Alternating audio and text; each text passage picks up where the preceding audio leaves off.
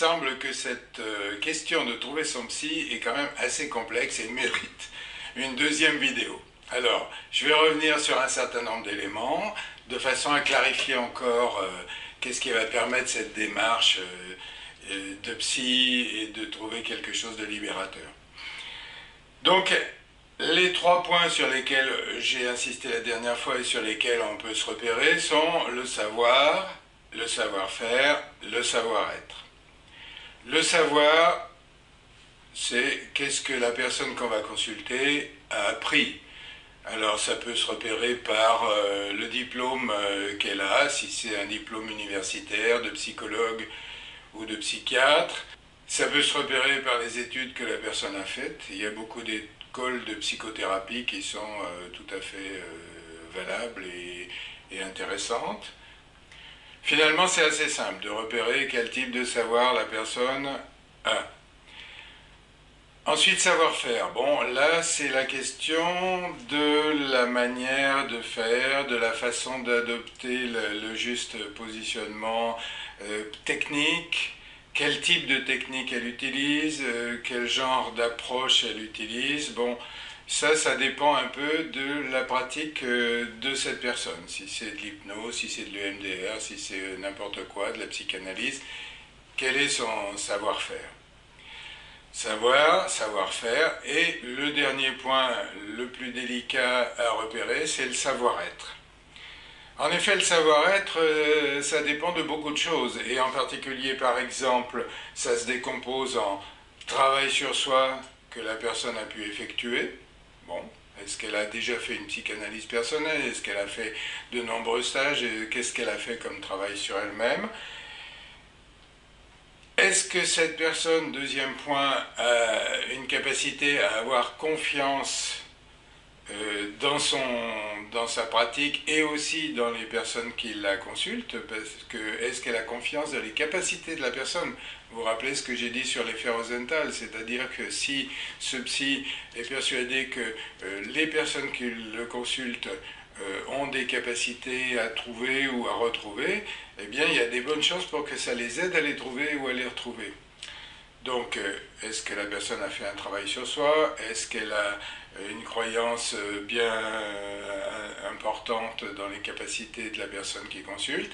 Et est-ce qu'elle dégage à la fois bienveillance et respect, hein?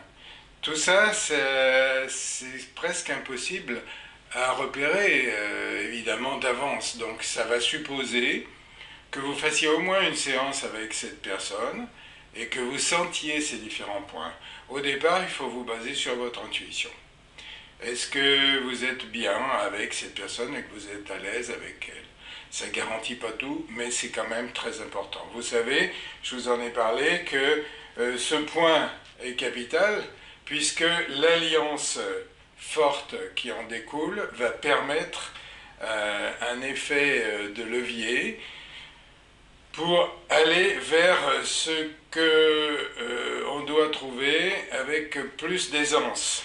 Et puis, secondairement, cette alliance va favoriser l'effet placebo, c'est-à-dire la confiance qu'on va avoir avec ce psy dans les résultats qu'on peut atteindre. Vous savez que plus on a confiance dans les résultats qu'on peut atteindre, l'effet placebo, hein, je crois que ça va marcher, et ça marche.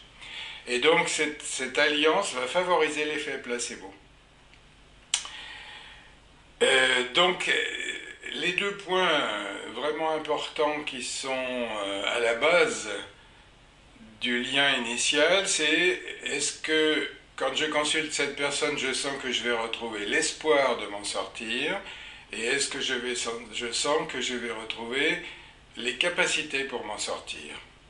Parce qu'en fait, au départ, je suis plutôt perdu. J'ai l'impression qu'il n'y a plus d'espoir depuis le temps que je cherche à m'en sortir. J'ai l'impression que je n'ai pas de capacité, que j'y arriverai pas, etc. Et tous ces deux points-là vont être particulièrement sensibles au type d'alliance et de lien que je vais avoir avec le psy.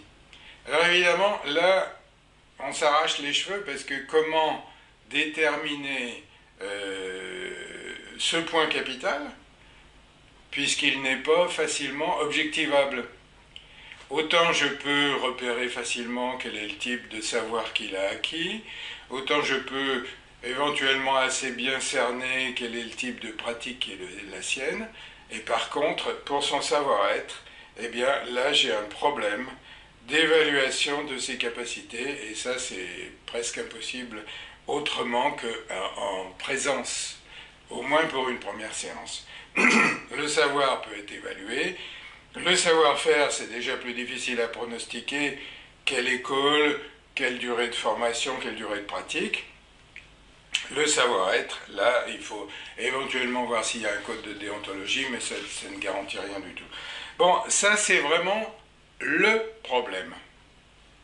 Parce que, contrairement à d'autres pratiques dites scientifiques, la question de l'interaction entre les deux est un élément fondamental.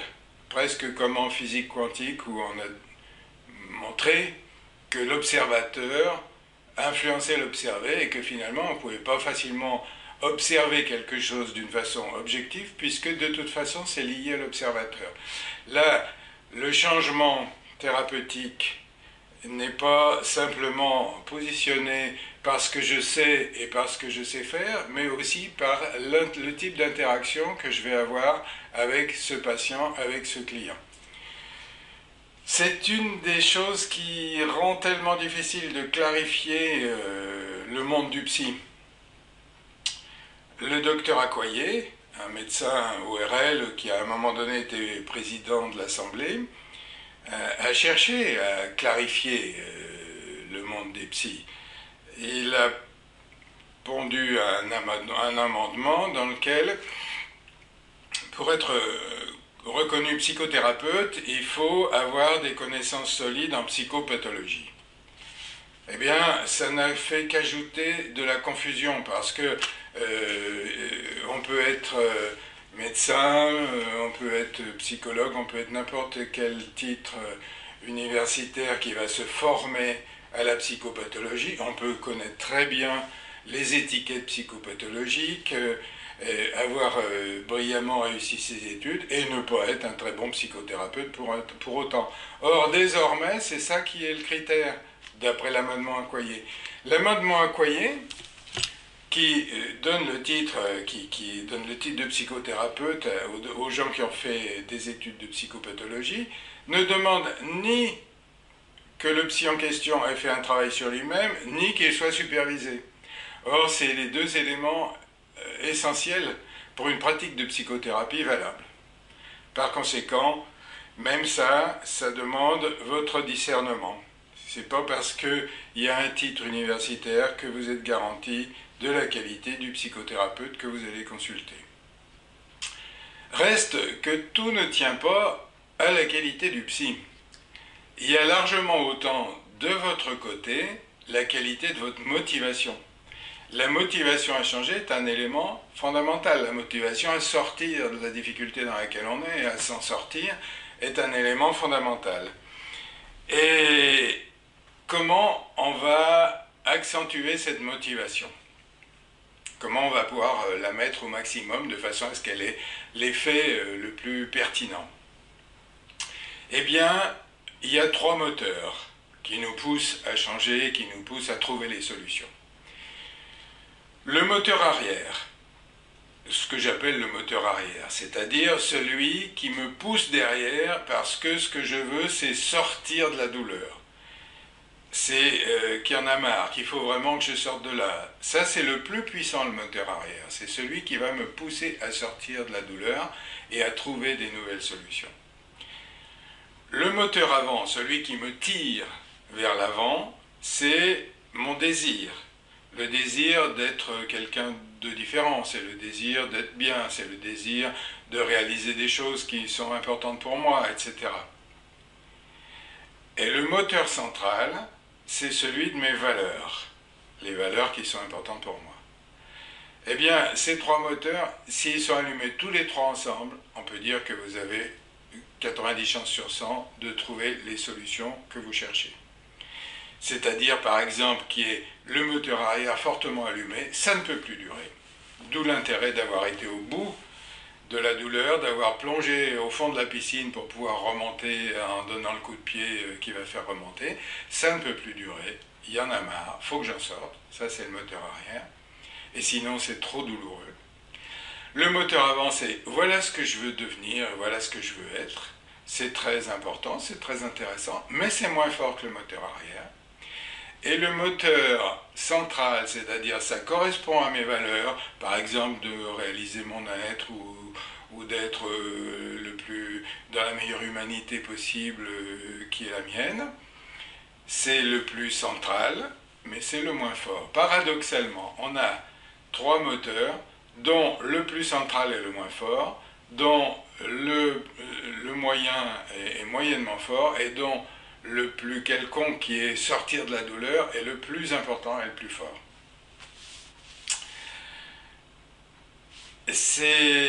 On va en tirer les conséquences, et en particulier la conséquence, c'est à tout prix de ne pas fuir la reconnaissance de la douleur, c'est-à-dire du fait que j'en ai marre, que je suis désespéré, que je suis déçu, que je suis blessé, que je suis très mal dans telle et telle situation, que j'ai des symptômes insupportables, etc. C'est vraiment important de les reconnaître, de les voir, d'être avec, de supporter, de reconnaître cette douleur en soi, parce que c'est ce qui va nous motiver à changer. Or, presque toujours, évidemment, et c'est logique, on a envie de ça, on a tendance à essayer d'oublier cette douleur, de la mettre sous le tapis, de passer, de dire non mais je vais essayer de la calmer, de prendre des médicaments, etc.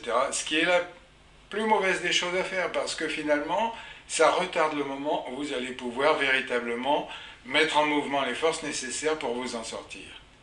Première chose. Deuxième chose, eh bien, je vais visualiser ce que je veux devenir, ce que je veux atteindre. Alors là, il y a des tas de moyens qui sont disponibles. Je vais faire un tableau de vision de ce que je veux devenir. Je vais écrire ce que je veux devenir. Je vais me représenter le plus précisément possible ce qui est mon but, etc. Bon, tout ça, c'est bien connu. Et puis, troisième chose, je vais me mettre en accord avec mes valeurs. C'est-à-dire que si un de ces trois moteurs ne marche pas, il y a d'assez bonnes chances pour que je ne sois pas capable d'atteindre ce que je veux. C'est un peu comme en analyse transactionnelle, en AT.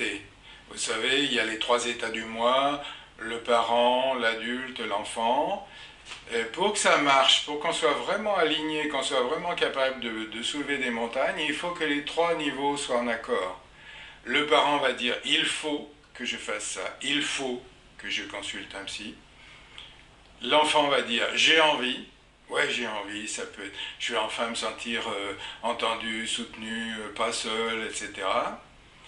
Et l'adulte va dire j'ai les moyens. Oui, je vais trouver les moyens nécessaires, y compris financiers, parce que c'est vraiment capital pour moi de faire cette démarche. S'il y a les trois niveaux ensemble, il faut, j'ai envie et j'en ai les moyens, là ça va être extrêmement pertinent. Par contre, s'il y a un seul des niveaux qui fonctionne, par exemple, si je me dis il faut, mais que j'ai pas vraiment envie, il y a une partie de moi qui n'a pas envie, mais il faut absolument. Eh bien, c'est mon mental qui va décider qu'il faut, c'est mon parent, c'est la partie de moi qui dit c'est ça qu'il faut faire, c'est raisonnable. Mais si moi j'ai pas envie, si une autre partie de moi dit j'ai pas envie, ce il faut, ça va pas tenir longtemps. À la limite, ça va même pas pouvoir se réaliser. Même chose si j'ai envie, mais que me mettre dans une structure parce qu'il faut, etc., c'est pas tellement mon trip, eh ben ça va pas marcher non plus. Et si j'en ai pas du tout les moyens, là, je n'arriverai pas à le faire. Mais on peut toujours trouver les moyens ou s'adresser à un organisme qui permet que ça soit réalisable. Donc, du côté du patient, du côté du client, du côté de vous qui désirez consulter, il y a ce thème de la douleur. Il faut la reconnaître comme étant présente, ce qui n'est pas toujours facile, de voir à quel point je suis mal, désespéré, triste, en colère, déçu ou je ne sais quoi. Il faut la reconnaître, ça fait mal, Mais quand on la reconnaît que ça fait mal, on est beaucoup plus prêt à changer, à faire le nécessaire. Si on fait trop du côté du positif, c'est-à-dire se voir enfin libéré, se sentir vraiment bien, penser positif, etc., autant c'est nécessaire quand le moteur arrière est enclenché, autant ça risque de ne pas tenir ou même d'être dangereux, parce que c'est un peu comme si j'essayais à tout prix d'empêcher le surgissement de tout le négatif. Or, tout ce négatif-là, il est toujours présent. Et si j'en empêche, si je réussis à empêcher le surgissement par des tas de stratégies, eh bien, il va ressortir violemment à un moment donné ou à un autre. En somatisation, en accident qui va m'arriver, ou je ne sais quoi. Enfin bref, il va y avoir quelque chose en moi qui n'a pas été pris en compte et qui se manifeste, malgré moi, sous une forme négative. C'est un peu comme si c'était le retour de flamme du négatif. Donc je ne vous conseille pas de chercher à tout prix à positiver, ni à être uniquement dans le désir, dans la réalisation, dans tout ce qu'on trouve le plus souvent, quoi, hein. C'est nécessaire seulement si c'est assorti de la reconnaissance et du lien avec la partie noire, la partie sombre, la partie triste, la partie blessée de soi-même. Ce qui n'est pas très aisé, mais on en parlera parce que là je vous donnerai plus précisément une façon de faire avec tout ça. Donc acceptons nos côtés noirs et douloureux pour pouvoir les transformer en puissance de création, en moteur arrière. Et c'est seulement une fois qu'on a allumé ça qu'on peut allumer les deux autres, quoi. Alors, après, il va falloir régler encore une autre question dont on reparlera dans une prochaine vidéo, c'est la question de l'homéostasie. C'est-à-dire que on est bâti d'une façon telle que si je fais 2 pas en avant, eh bien, il va y avoir une régulation qui va amener un pas en arrière pour pouvoir me ramener à ce que je connais déjà. Ce système homéostatique, c'est un peu comme la température, par exemple. La température de 37 degrés, elle a besoin de rester stable. Si on prend de la température, il y a des tas de systèmes qui se mettent en place pour la baisser, et inversement. Ben là, c'est un peu la même chose. Il y a une sorte de force anti-changement à l'intérieur de nous, une fois qu'on a trouvé un équilibre. Or, cette force anti-changement, eh ben, il va falloir la comprendre et la désamorcer si on veut le changement qui va nous amener vers la libération. On en parlera une prochaine fois. Ce sera le thème d'une vidéo sur l'équilibre des forces à l'intérieur de nous et qu'est-ce qui va favoriser le changement. En attendant, je pense que cette deuxième vidéo avec savoir, savoir-faire, savoir-être, avec motivation, moteur arrière, moteur avant, moteur central, il faut, j'ai envie, j'en ai les moyens, vous permet de mieux comprendre comment choisir votre psy et aussi comment vous motiver pour pouvoir prendre en charge la situation et réussir cette fois-ci à la transformer. C'est ce que je vous souhaite. Au revoir.